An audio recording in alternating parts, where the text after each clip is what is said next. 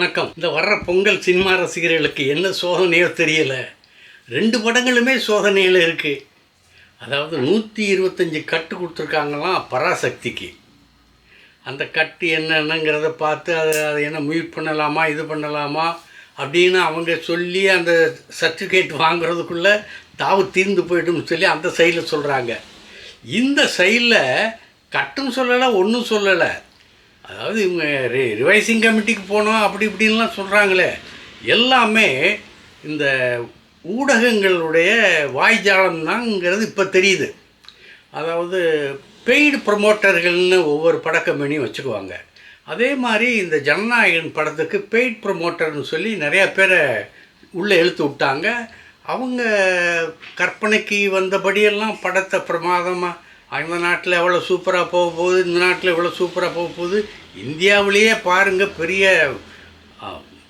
இதே பிரளயத்தை ஏற்படுத்த போகுது அப்படி இப்படின்லாம் அவங்கவுங்க இஷ்டத்துக்கு சொன்னாங்க. சரி, அது அவங்க வாங்கின கூலிக்கு அவங்க சொல்லித்தான் ஆகணும், அதில் யாரும் தப்பு சொல்ல முடியாது, அது பிழையும் இல்லை. இவங்க கொடுத்துருக்காங்கன்னா இந்த செயலையும் கொடுக்காமல் இருப்பாங்களா என்ன? ஒரு செயலை கொடுத்தா இன்னொரு செயலை ப்ரமோஷனுக்கு கொடுக்காமல் இருக்க மாட்டாங்க. ஆனால் நமக்கு அதை பற்றி கவலை இல்லை. வாங்கினவன் கூவுறான், கிடைக்காதவன் குமுறுறான். அப்படி தான் நம்ம கணக்கில் வச்சுக்கிட்டு என்ன நடந்ததுங்கிறத மாத்திரம் இப்போ நம்ம சொல்லுவோம். இப்போ கோர்ட்டில் இருக்குது ஜனநாயகனுடைய பட விவகாரம். சென்சார் இன்னும் கொடுக்கல. அதில் அவங்க பல ஆட்சேபணங்களை தெரிவிச்சிருக்காங்க. அதில் ஒரு வசனம் ஒன்று வருதான், ட்ரெய்லரில் கூட இருக்கான், இந்தியா என் காலடியில் வந்து விழும் அப்படின்னு சொல்லுவானா. அதுக்கு ஓம் அப்படிங்கிற ஓஎம்ங்கிற ஒரு வார்த்தை யூஸ் பண்ணுவாங்களாம். அது இராணுவ கோட்வேர்டு. இந்த இந்தியாவை வந்து காலடியில் விழும்னு சொல்கிறவங்களுடைய இந்த ஆர்மியில் இருக்க ஒரு சில சின்னங்கள்லாம் வந்து எந்த மிலிட்ரியை மீன் பண்ணுது, நம்ம மிலிட்ரியை மீன் பண்ணுதா என்ன அப்படிங்கிறதெல்லாம் இராணுவத்துக்கு ஒரு பிரச்சனை ஏற்படுத்திடக்கூடாதுங்கிறதுக்காக சென்சார் கமிட்டியில் உள்ள சிலர் வந்து பிரச்சனையை புதுசாக எழுப்பியிருக்காங்களாம். ஆகவே கோர்ட்டில் உள்ள பிரச்சனை என்னென்னா, கோர்ட்டில் நாளைக்கும் தீர்ப்பு கிடைக்காது, நாளை மறுநாளும் தீர்ப்பு கிடைக்காதுன்னு சொல்கிறாங்க ஜனநாயகனுக்கு. 2 நாள் தீர்ப்பு கிடைக்கலன்னா அப்புறம் என்னென்னா, அது ஒரு ரிவைசிங் ஒரு கமிட்டி அமைக்கிறாங்களாம். அந்த கமிட்டியில் மொத்தம் 6 பேர் இருப்பாங்களாம். முதல் கமிட்டி ஜீவிதா இருந்தாங்க, அந்த ரிவைசிங் கமிட்டிக்கு ஜீவிதா இருந்தாங்க. இந்த ஸ்பெஷல் கமிட்டிக்கு ஜீவிதா இருப்பாங்களா இல்லையாங்கிறது தெரியலை. ஏன்னா ஜீவிதா போக மாட்டாங்க அப்படிங்கிற மாதிரி ஒரு தகவல் நமக்கு வருது. தகவல் தான் வருது, செய்தி இல்லை, தகவல் தான் வருது. அவங்க போகிறதும் போகாததும் அவங்க இஷ்டம்.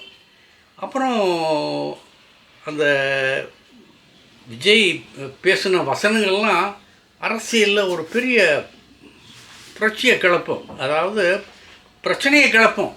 ஏன்னா அவர் யாரை எய்ம் பண்ணி திட்டுறாருங்கிறது எல்லாருக்குமே தெரியும். ஆளுங்கட்சியை தாக்கி தான் விமர்சனங்கள் இருக்குது. ஏண்டா மக்களை நல்லா ஆள்றதுக்கு வருவீங்கன்னு பார்த்தா கொள்ளையடிக்க வாடா வந்தீங்க அப்படிங்கிற மாதிரி வசனங்கள்லாம் இருக்குது. அப்புறம் உன்னை கேவலப்படுத்திடுவேன், உன்னை நாசப்படுத்திடுவேன் அப்படின்னு சொல்கிறவன் எவனாக இருந்தாலும் சரி அப்படிங்கிற மாதிரி இதெல்லாம் வருது. அதாவது தன்னை படத்தில் எதிர்க்கிற வில்லன் அவனை குறிப்பிட்டாலும் அதுக்கு நடப்பு அரசியலை தான் குறிக்குது. ஆனால் இதில் எல்லாமே முழு பங்கு எந்த வருஷமும் சென்சார் இந்த அளவுக்கு ஃபோர்ஸ் பண்ணலை, ஒரு கெடுபிடி பண்ணலை அப்படிங்கிறதுக்கு என்ன காரணம்னா 2026 வர இருக்கக்கூடிய எலெக்ஷன் தான்.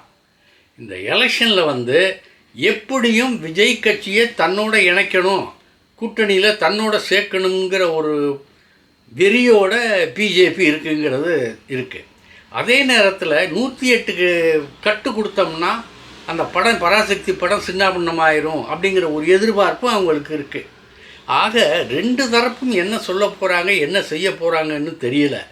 ஆனால் ரெட் ஜெயின்ட் சார்பிலையும் சரி, அந்த சுதா கொங்கரா சிவகார்த்தின் செயலியும் சரி, என்ன கட்டு கொடுத்தாலும் ஒன்றும் படத்தை எங்களை ஒன்றும் செய்யாது சார். ஏன்னா இதுலேயே கொடுத்துருக்காங்க, நம்ம ட்ரெய்லர்லேயே பல வசனங்கள்லாம் பேசியிருக்கோம். அதுபோக ஒரு உண்மை சம்பவம் தான் அது. அந்த உண்மை சம்பவத்தை பேஸ் பண்ணி நாங்கள் இதை சொல்கிறோம். அதனால் எங்களை ஒன்றும் பண்ணாது சார், நாங்கள் அதுக்கேற்ற மாதிரி நாங்கள் இது பண்ணிக்கிடுவோம். சென்சார் போட எதுக்கிற எண்ணம் எங்களுக்கு இல்லை, நாங்கள் கோர்ட்டுக்கும் போகலை. ஆகவே எங்களுக்கு இணக்கமான ஒரு தீர்ப்பு வரும் அப்படின்னு சர்டிஃபிகேட் இன்னும் கொடுக்கல அவங்க. 108 இதுன்னு சொன்னதில்ல கட்டு, அதுக்கு இது பண்ண பிறகு தான் மற்ற சர்டிஃபிகேட்டே கையில் கொடுப்பாங்க போல இருக்குது.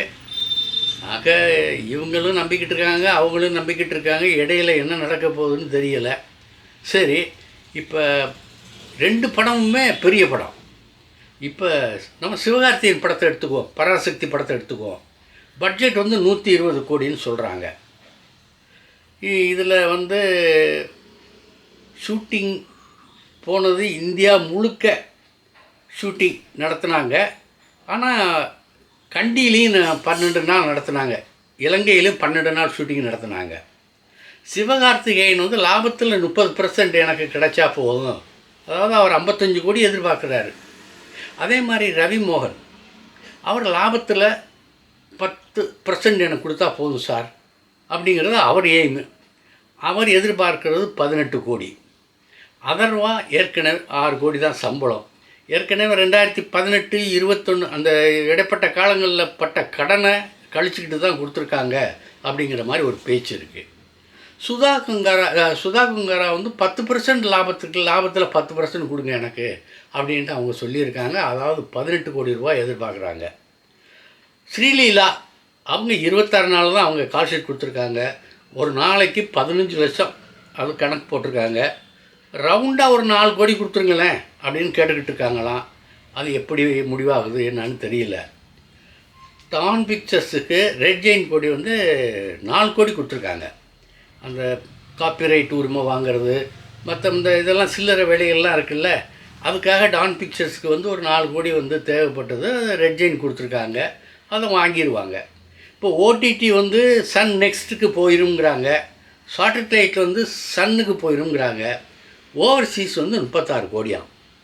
அதாவது ப்ரொடக்ஷன் பிரேக் ஈவன்னு பார்த்தா பராசக்தி வந்து 152லேருந்து 185 கோடி வரைக்கும் ஆல் இண்டியா அளவில் ஒரு கிராஸ் பண்ணும் அப்படிங்கிற மாதிரி ஒரு எதிர்பார்ப்பு இருக்குது. ஜனநாயகன் வந்து 264லேருந்து 303 கோடி வரைக்கும் அந்த ஆல் இண்டியா ஈவன் அந்த ஆல் இண்டியா அளவில் கிராஸ் பண்ணும் அப்படிங்கிறது இருக்குது. அதெல்லாம் கிராஸ் தான்.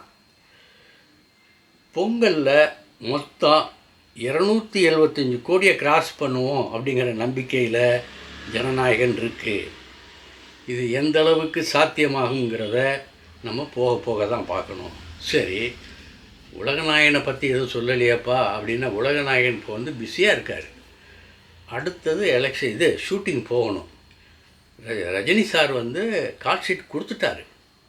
அதாவது மார்ச்லேயே ஷூட்டிங் போகணும் அப்படிங்கிற ஒரு கட்டாயத்தில் இருக்காங்க. ஏன்னா கமல் சூப்பர் ஸ்டாருடைய கால்ஷீட்டை விரயமாக்க முடியாதுல்ல. ஆகையினால் இந்த 2 மாதம் ஜனவரி, பிப்ரவரி இந்த 2 மாதம் ஃபுல் தயாரிப்பில் இருக்கணும். அதுக்கான வேலைகளில் உலகநாயகன் கமல்ஹாசன் முடுக்கி விட்டுருக்காரு அப்படின்னு சொல்கிறாங்க. இது பல ஊடகங்களில் வந்த செய்தி தான்னாலும் நமக்கு கிடைத்த தகவலும் இது தான். ஆகவே இதை நம்ம சொல்கிறதுல தயக்கம் இல்லை. அநேகமாக 100க்கு 95% இது சாத்தியமாகும் அப்படிங்கிற ஒரு நம்பிக்கையோடு நான் சொல்கிறேன்.